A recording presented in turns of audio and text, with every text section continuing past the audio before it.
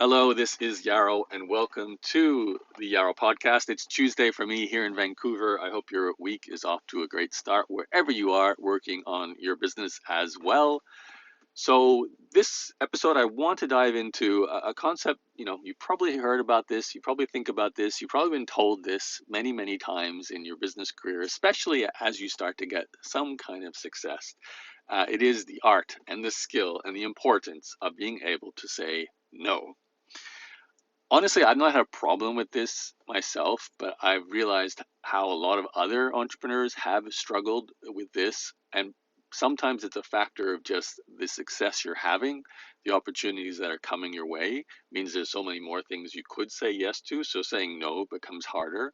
But I think a more realistic situation where this occurs is simply saying no to working on a certain project, working with a certain client, starting something with someone.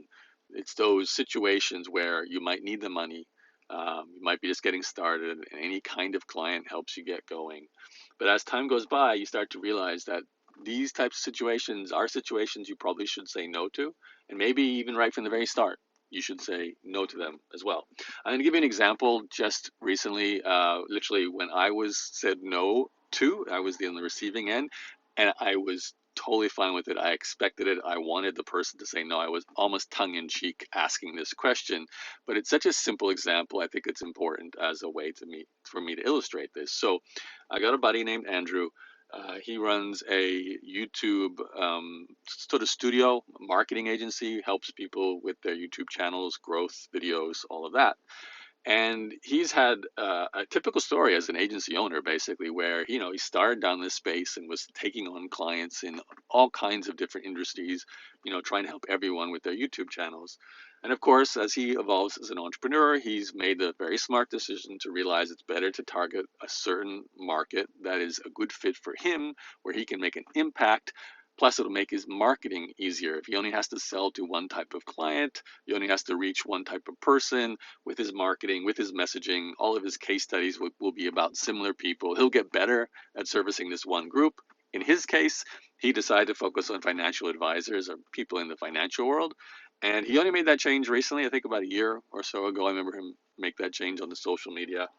And his business is growing and it's doing really well. Now, I'm currently working on an audio with a that I want to get turned into a YouTube channel as well. So I'm looking for options for rendering YouTube. Now, I knew he wasn't going to say yes to doing my videos, but I wanted to ask, just as sort of a side question, how do you get your videos done? Do you have a contractor? Where do you hire them from? And, just by the off chance, is this something you would actually consider doing? Now, Andrew, being the great entrepreneur that he is now, sent me back a voicemail and said, well, no, of course I can't do that for you. You're not in my target market. You're not a financial advisor, so not a good fit. I might find an editor. If I do, I'll pass the connection on to you, so on. So, pretty simple example. But in the past, Andrew, probably when his agency was earlier and he was taking on any type of client, he would have actually said yes to me and found a way to at least attempt to meet my need. But it would have been very different, bespoke. It wouldn't have been fitting into a system and a sort of a factory that he's building now, where he's servicing the similar type of client with a similar need, who have all similar types of videos required. So it becomes easy for him to do his job. So he has to say no to people like me who might just need videos done in order to keep that business growing, keep it focused, and it's better overall. So that's, I think, a classic example of a simple no makes a lot of sense. You don't say yes just because you want to take on another client if you've made a commitment to building a certain type of business around a certain niche, around a certain target customer, a certain service. And that is more challenging when income is tight. When you're trying to reach a goal, when you really need the money, obvious things like that. We actually had another example within my own agency. While we don't have a strict target customer, we do have obviously a more targeted service, but we do say no sometimes simply because we're protecting our team. We sometimes come across clients, or potential clients really, where we can tell just by the way we're interacting with them during the sales process that they're not going to be an easy delivery for our team. And that's not good for many reasons. Yes, we'll still make money. We'll take the customer's money. We'll attempt to deliver a service. Meanwhile, our poor team is going to have to deal with a potentially difficult customer. And sometimes it ends up working. You find the right type of team member that can deal with this particular type of client, and they're totally fine with that. But more often than not, you end up losing some team members because they're just so frustrated and they get fed up and they don't want to work with this client, and it even burns them out. So they can't even work for our business anymore. So we end up losing essentially a good team member who could have been just, doing great work for other types of clients. So we kill them based on this one not so great client. So that's why it's often a smart decision. And we've learned this too. Again, our early days, we would have said yes to pretty much any type of client just to keep things moving. But now, obviously, there's a little element of you've got the luxury of an existing customer base. You don't need every single client, and it's okay to say no, especially if there's obvious red flags early on. And that's a good thing for your business. You're protecting your team, and your team is everything, especially as you grow and you rely on your team more and more. You don't want to lose people just because of one, bad egg in the system. So those are two good examples. Your target marketing, protecting your team. I think especially when it comes to like service businesses and agencies. This might even be a personal preference too. If you're doing like, I remember this with my coaching business. One of the things I loved about selling digital products and services is there's no real sunk cost. Once you've created your products, if someone buys it and, you've got a refund policy, it's very clear. Let's just say a common refund policy. I remember I used this for my own education business was if you're going to buy my course, you've got to at least follow the instructions, do the tasks that are in the course. And if it's still not working, then yeah, sure, come back, show the work that you tried, and we'll give you a refund. That was almost never. But there'd be a lot of people who buy a course because they get, on the sugar high of trying to get a result. They never even go through module 1. They come back to you and say, I want a refund. Now, technically, that is breaking the rules of the refund policy you have. I think ultimately in a court of law, that doesn't matter. They're entitled to a refund, if they want one. But the idea here is sometimes you don't want to go through the hassle of just, we would refund some people who are just kicking up such a fuss, are so hard to deal with, simply in my mind going, well, honestly, you haven't cost us much. It's a digital product. There isn't a lot of sunk cost. Yeah, maybe we lost a bit of money marketing to get you to discover this program, but honestly, I don't need to deal with the stress of trying to make you do your homework, trying to make you go through the course to then get the refund. I'll just give you the refund and, you walk away. Is that a version of saying no? I believe it is, because you're making the choice to not put energy into that situation so you can put energy into better growth activities, whatever that is, team building, marketing, new products and service, and so on. And that could be harder to do, especially again, when money is tight. And I have to feel like this is one of the luxuries, and it's not always fair to say, saying no or saying quick refund or whatever it is you're doing in order to protect time and protect team members, protect whatever it is you're protecting. It's much easier to do when you do have cash flow, when you do have other customers paying, when your business is up and running. It's a lot harder earlier on. And that's why I really feel for you. If you are just getting started and you're trying to get those first clients or those first sales, this is when things are the most variable. You don't know who you're attracting to your business. You might have not got a clear definition of who they are yet. That's when the mismatch occurs. That's when the refund requests are more likely, or the bad clients are more likely to come on board, and you're going to have to deal with those situations. It's part of learning. But as your business grows, you'll get more defined about all these variables. It'll be easier for you to spot the no's, spot the instant refunds, not worth dealing with the situation, or the clients that you want to avoid, even taking on board in the first place.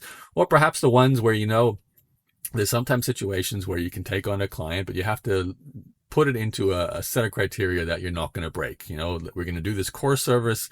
We're not going to do anything more. It's too difficult, too problematic. We're just going to give you this core thing, and we know we can do that safely. And that depends on your business, obviously.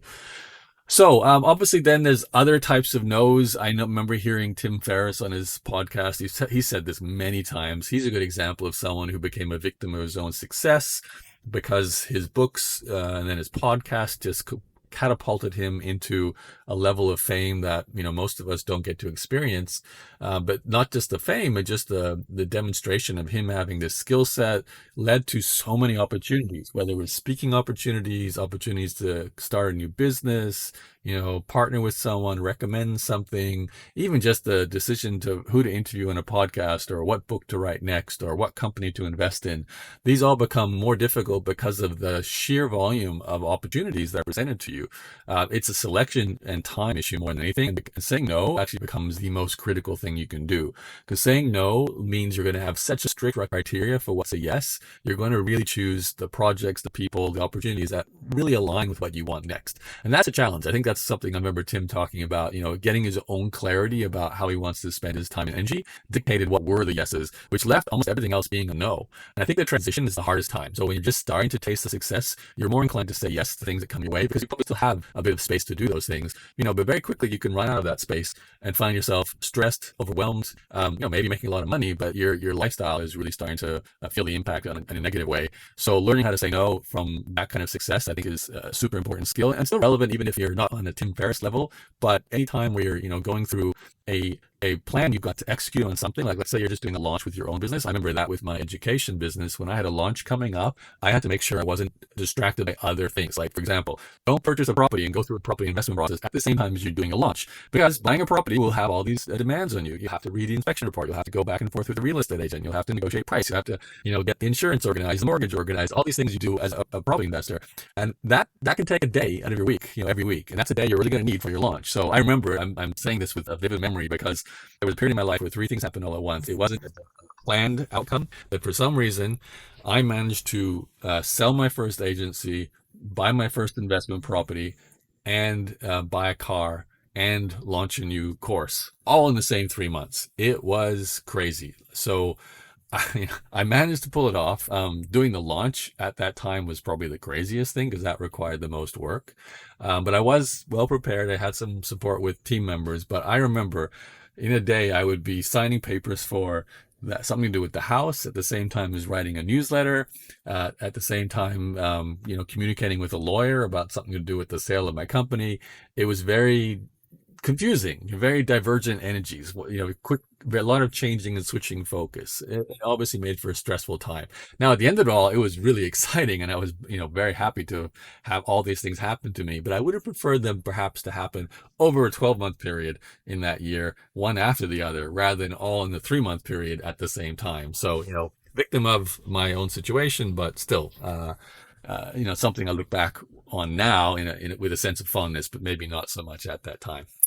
Okay, hopefully I'm sure you've got a good a sense of when to say yes and when to say no. And perhaps after listening to me, you might say no a little bit more often, especially as things start to work.